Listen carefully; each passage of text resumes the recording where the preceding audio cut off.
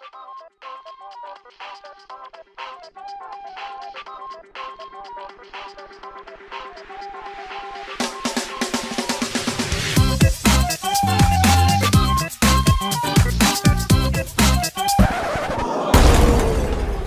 just got wrecked. How many Bitcoins does it take to get some damn respect in this town?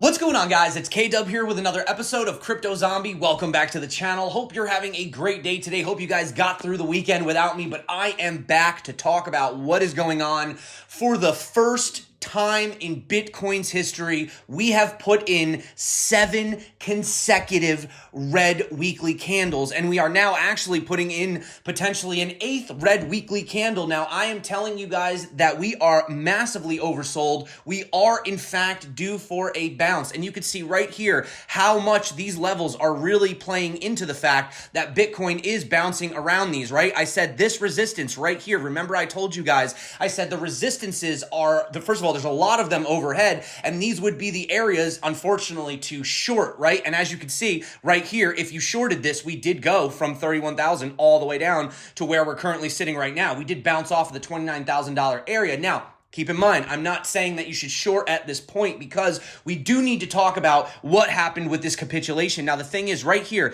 this capitulation wick that we got here, was that the capitulation signal that we were actually looking for, or was there something else going on in the background? Now, what I want to talk about is what happened over with the Luna Foundation. What's going on, as far as them selling their Bitcoin? Were they responsible for some of this crash? And if so, then should we take this data with a grain of salt? Because maybe this was a little bit of a premature sell-off due to all of the FUD. That is something I want to talk about. Now, on the flip side, there is an indicator, something that we've been looking at for quite some time that has been very, very good at signaling that the bottoms are in. Now, it is something that we did recently see. However, there is a catch. So we're going to stick around and talk about that. Today, there is actually something incredibly bullish happening for Bitcoin right now. As I'm making this video, we need to talk about that. And also, side note, is Facebook secretly looking to get involved in the Bitcoin Lightning Network? Very, very interesting stuff. So we're going to talk about all that today, the short-term price action, the bullish news in the back that obviously nobody's reporting, but we need to discuss it, and whether or not what we saw right here was actually true capitulation,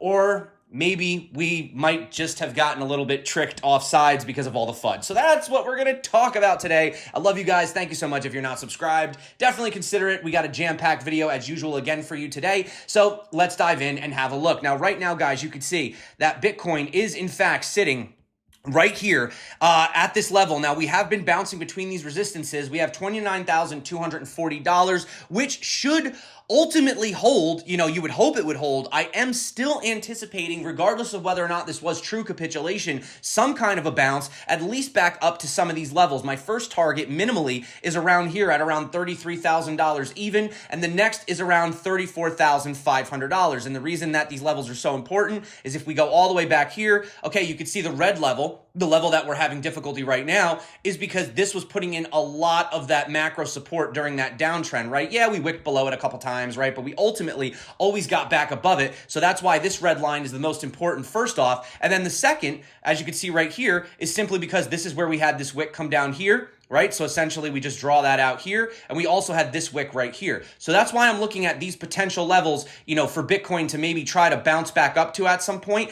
Now the ultimate target would be somewhere along this previous trend right here. This trend does get higher as time goes by. So currently, as of making this video right now, that's sitting at around $36,700. Now, I'm not saying we're going to get that high, but like I said, I am still anticipating a bounce. Currently, we are still holding this super, super macro historic low, if you want to count this, putting in a higher low, although we have unfortunately lost the structure of the overall, recent consolidation. So that's not really the greatest thing short term. You don't really want to see that, but nevertheless, guys, as I pointed out, that we are in a situation where we have seen Bitcoin fall under the 600 daily, right, which is this pink line right here. And we also saw the death cross on the 3-day. Now, having a look right here, I actually marked out the last time that it happened back here. We did see a 50% correction, right? Or about a 50, almost, yeah, like a 52% correction from that point. Keep that number in your head, 52%. And from the time that it took for Bitcoin to get back to the exact same levels that it traded before the 3-day death cross took about 182 days. And that was just to get back to the level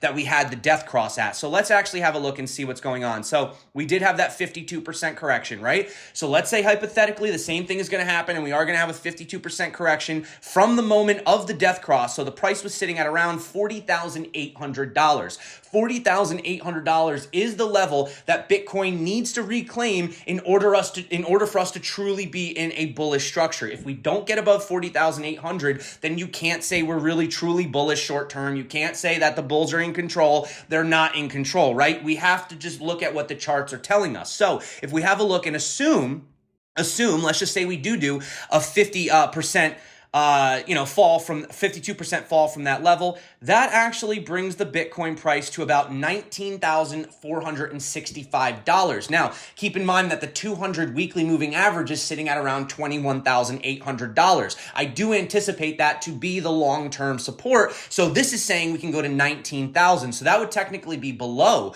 those levels, right? But then again, we know that we can wick below it, right? As long as we close back above it the next week, then we can say that it has held the same way that it did back during COVID. So if we were to play out a similar scenario like we did back here, we would have that 52% crash that says we could wick down to around that $19,400 level, most likely find support and close above the 200 weekly, which is putting Bitcoin at around $21,800. And the length of time that it would take, assuming that we do have this slow, boring sideways crawl, if it is still the same amount of time from here to here, that 183 days, that would say that essentially by mid-November of this year, Bitcoin should be trading back around that $40,000 level. Now, I had actually said that it was possible to see Bitcoin get back up to around $55,000 by the end of this year. If we put it in a 56% pump from those levels where we're at right now up to that level, okay, we do have a really boring summer, boring fall, right? And then November, we do see that bounce back up. It wouldn't be impossible to see a $15,000 move in the month of December. So I'm still going to say that is a possibility. It could just get a little boring and drawn out for a while. Obviously, a lot does depend on what goes on with the stocks, right? And, as I said, we didn't really technically officially close the CME futures gap. We made an attempt. So yeah, we could see that bounce back up to this zone right here. Right around that level, we're looking for that resistance, and then maybe come back down, and then we totally close the gap. We come down to those levels, boom, you get the fake out wick, and then we do the slow crawl, essentially into November where we come back to those levels. So that's like a crazy prediction. I don't know if that's going to happen or play out exactly like that, but it is a strong possibility, right? And as I said right here, main levels to pay attention to, and I'm just going to keep repeating this so you guys remember, right? As soon as we lost this 600 daily, boom, we fell, 52% correction, right? From those levels, as I said, would bring us somewhere around the $19,000 level, which means that, we could have this 200 weekly move like this. We have the touch up here. We have the fake out. We come down. Well, we're not going to come down that far. Geez, I got a little aggressive on that. We have a little wick like that or something. And then we start to do that boring sort of bottoming out thing, and then as I said, sometime around November, which I went too far, would be here, maybe we find ourselves back up. So we just kind of put in this big dip like that, right? And then ultimately, you would be putting in this big double bottom, as I keep saying, is a very strong possibility. And that would essentially be that. But interestingly enough, guys, these Bitfinex longs, they're not giving it up. They're not throwing in the towel. They've actually even stacked right here. I know you can't really see. If I move it to the 4 hour, you'll see it's kind of flattened out, but it really hasn't dropped. So, a couple of them maybe closed their longs, whatever. But for the most part, this thing is still going absolutely parabolic. So will we actually have, the move that we're looking for? Ultimately, I'm just going to keep stressing that these are essentially the levels to look at. So, just rewatch the video, go back essentially. But one thing that we have spoken about, and I do have to give a shout out to Kevin Svensson. Once again, I love Kevin Svensson. He's awesome. He had pointed out one of his biggest indicators were these huge volume spikes. So you can very clearly see where we get these areas of huge volume, right? And look at this, guys. We drew this the other day, but look, every time, what was this? Perfect top right here. Perfect bottom. Well, actually, this one wasn't a perfect bottom, but it was close enough to the bottom. And then we did get that boring, bear trend, right? Right here, it actually marked the top. Look at that volume, right? Same thing down here, lots of volume up. Right here, lots of volume down. And now we have lots of volume again. So I did say that there was that potential that we were seeing the capitulation. However, I must play devil's advocate, and I don't mean to keep beating a dead horse. Once again, the Luna fiasco has been crazy. It's been the talk of the town. I've seen more people talking and tweeting about Luna than I have about Bitcoin. But you can see right here, they say on May 16th, it was revealed that the Luna Foundation had sold 80,082 of its Bitcoin reserves for UST. So that means that currently at this point, they only have around 300 Bitcoin left, right? So there's two things I really want to take away from this really quick. They sold the majority of their Bitcoin holdings. They apparently have some other holdings as well. So this is the question. Two things we need to think about. Number one, was that sell-off that they were selling? I don't know how they sold. If they sold OTC, then we shouldn't be able to see that in the charts. But if some of it was sold on spot exchanges, then it is possible that this Luna sell-off could have actually, caused it to sort of be more intense than it actually would have been. Without this black swan event, which this is a bit of a black swan event, right? I know some people predicted it, but no one had expected it to get this crazy as fast as it did. So I do wonder if a lot of that sell-off was a little bit premature and just being accelerated by this and then the FUD along with it. So that's number one. However, on the flip side, number two, if it was in fact caused by this, then I must say the fact that Bitcoin dumped all the way down to the 25,000s and then still found its way back into the 30,000s definitely proves my point that there are buyers on the other end. Somebody was buying those tokens if they were being sold by these guys. So whoever was selling all of this Bitcoin down to 25,000, super wick back up to 30K, that still is telling me that there is buy pressure. There is, a demand for Bitcoin at those levels. So that is actually something that you can take positive. Now, they say that LFG was able to do this by immediately executing on-chain swaps and transferring Bitcoin to a counterparty, which allowed them to initiate transactions with the foundation in large sizes and on short notice. The foundation intends to make use of its remaining assets to reimburse remaining users of UST, starting with those with the lowest amounts. The LFG is still considering several different distribution options and reveal more information that is going to be provided shortly. So we'll keep our eyes on it, guys. Luna is definitely the talk of the town, but let's get back to Bitcoin because we've seen the Bitcoin dominance going up. Bitcoin really is what we need to focus on. Let's be honest, guys. If Bitcoin doesn't rally, if Bitcoin continues a downtrend, altcoins are just going to keep getting hit harder.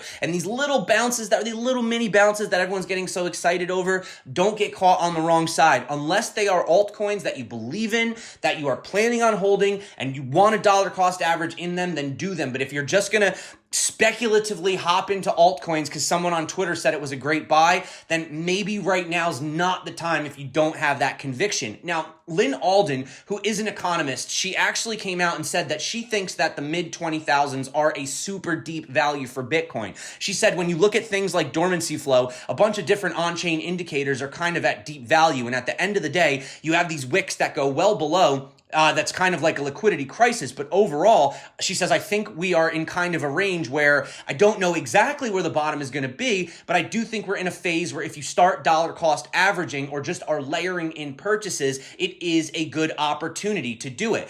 No one catches the bottom. Most people can't catch the bottom. She says it's a fool's game. So for example, she is watching the Tether peg because it is a sign of liquidity. The liquidity is being sucked out at this time. So she says that's kind of a sign that maybe the worst is behind us and some projects will continue to bleed out, but maybe the highest quality things like Bitcoin have already seen their capitulation. So she does a lot of equity research. She talks a lot about traditional, economic things, not just Bitcoin. But, she goes on to say that the digitization of money is inevitable and said that Bitcoin is really the primary coin to be looking at. It checks off all the boxes. And even if the boxes that it doesn't check off are, they are within sight of being checked off, right? It still is being treated as a risky asset for now. For now, I do believe in the next decade, you're going to see Bitcoin treated as a risk-off asset, as a hedge. We're not there yet. We're getting there, but I do believe it will happen. She says that in long term, that Bitcoin is the fastest horse in the race. Now, massive, massive news, something huge happening right now. So this came out from the president of El Salvador. This was yesterday. So he says tomorrow, which is today, 32 central banks and 12 financial authorities, 44 countries in total, will meet in El Salvador to discuss financial inclusion, digital economy, banking the unbanked, the Bitcoin rollout, and its benefits in our country. So 32 central banks, 12 financial authorities, 44 countries. And here, he lists them all right here. Look at this giant list of people that are all coming together to discuss the possibility of a future digital economy that could potentially include Bitcoin. This could be the start of something massive. This could be the dominoes aligning. This is why you can't lose sight of the bigger picture. Ignore the noise. Great, the Fed is raising rates, and oh no, it's causing all this turmoil in the markets. And meanwhile, look at what's going on globally. Look what's going on worldwide. 12 financial authorities out of 44 different countries, guys.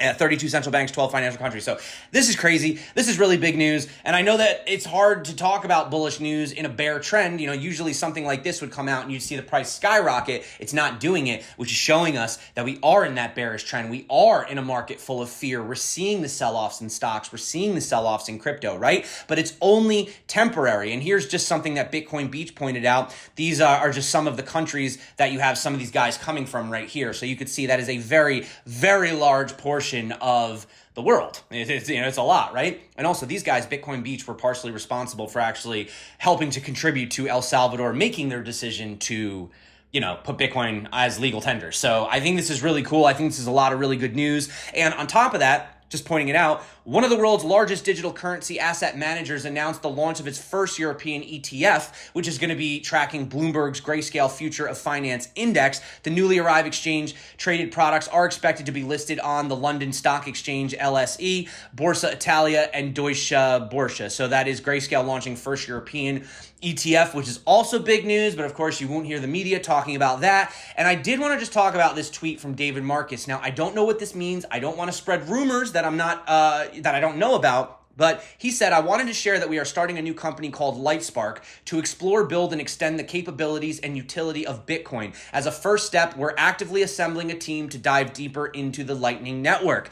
Now, why am I bringing this up? Well, if you don't remember, David Marcus, as you can see right here, he says, formerly ran payments, crypto, and messenger at Meta and led PayPal and has built 3 startups. So I wonder if, considering what this guy has contributed into the past, he was working on, wasn't it Facebook Diem and Libra and those other things that all fell through? I wonder if this could be something in the background with Meta looking to integrate the Bitcoin Lightning Network. Now, it's a strong assumption here. It's a big guess. It's a big what if. But you got to read between the lines and wonder, why is David Marcus suddenly so interested in the Bitcoin Lightning Network, right? Definitely worth talking about. And finally, I want to talk about the fact that according to some reports, 2 of the world's major investment banks, Goldman Sachs and Barclays, have poured a large amount of money into Elwood Technologies. What is Elwood Technologies? Well, it's a cryptocurrency trading platform. The funding valued the 6-year-old company at around $500 million. Elwood said in a statement that other investors, including Dawn Capital, divisions of Commerce Bank, and Galaxy Digital Holdings are also interested as well. And they predicted that traditional finance institutions such as hedge funds and banks will continue to be interested in investing in cryptocurrencies despite the current decline in the crypto markets. Now, here's an interesting statement. So prior to the latest decrease in pricing, which has seen nearly 15% of the global cryptocurrency market cap evaporate just since May 9th, Elwood's investment round has already been closed. So you had James Stickland, the CEO, shrugging it off with the decline and referring to the fund as just another confirmation of the durability of crypto. He said financial institutions that invest in us are not anticipating enormous returns within 15 minutes. They are investing in the infrastructure, and I believe it is a message of reassurance. And this is exactly what I said. These big players, they're not looking for stupid little 5% flips, 10%, whatever. No, they're looking to invest. They're looking to, get involved long term. And I know we haven't seen those sovereign wealth funds come in yet. It's only a matter of time. And when they do, they're going to allocate 1% to 3% of their capital. This is billions and billions and billions of dollars. They're going to hold it long term because that is what these guys do. They don't get shaken out by fear. They don't get overwhelmed by greed. They are building long-term wealth, okay? And when they come in, which they will, you're going to see the price of Bitcoin skyrocket, $400,000 plus per coin potentially. So when you think about right now, the opportunity of,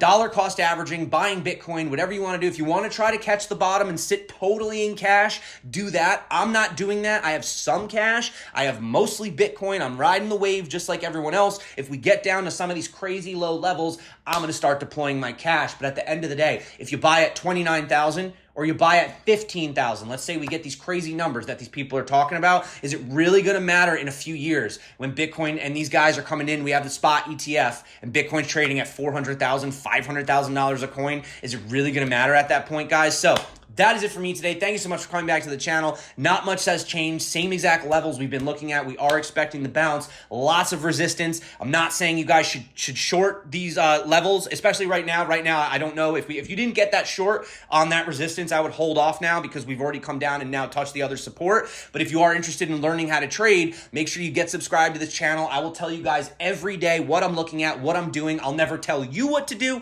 I'm not a channel like that. I will never say sell here, buy here. No, that's not what we do. I'm just going to tell you what I look at and what I'm doing, and you can make educated decisions. That's what we do on the Crypto Zombie channel. So I love you guys. Welcome back. It's Monday. Hope you're having a great day. And if you do want to learn how to trade safely and profitably, check out these videos popping up right here, right now. Until next time, stay crypto. And of course, peace out.